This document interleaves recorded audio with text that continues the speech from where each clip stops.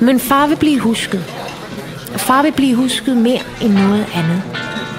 Far er en, man husker.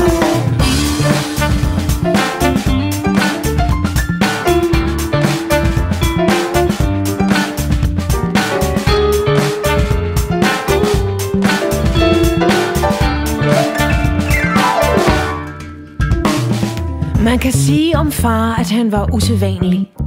Han var machomand og møgkælling i samme ansigt. Jeg har sådan et billede af ham inde i hovedet. Far sidder på en barstol i en sort kjole, der er kælet for detaljen. Far har barberet benene, malet læberne, sågar fundet en temmelig naturtro paryk. Men skægget står, og jointen hænger i flaben.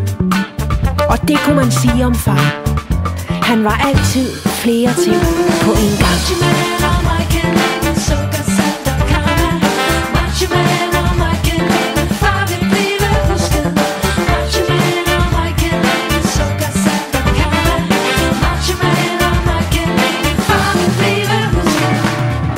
Jeg har set far fortælle vittigheder til politiet med lommerne fulde. Far havde talegaver, og man kunne sige, at far var manipulerende. Men på Forkammersvej hed det fars særlige talent.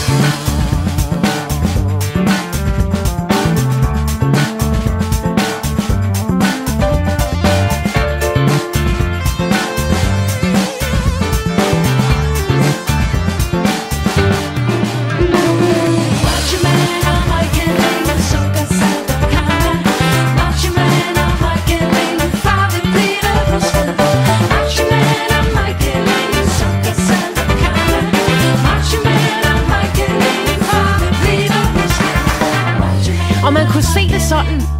Og man kunne se de penge, far malkede statskassen og tilfældige tegnebøger for, som en ærlig løn. En løn, far havde fortjent, fordi han var et af disse mennesker, som andre mennesker levede af. Når far var på, var han sukker og salt og god karma til hele gaden. En omgang til alle, et pust i øret, et kys på kinden, og vi går ikke hjem, før vi falder op. Før vi absolut ikke kan danse mere. Før vi har glemt, hvad det var, vi prøvede på at glemme, da vi kom.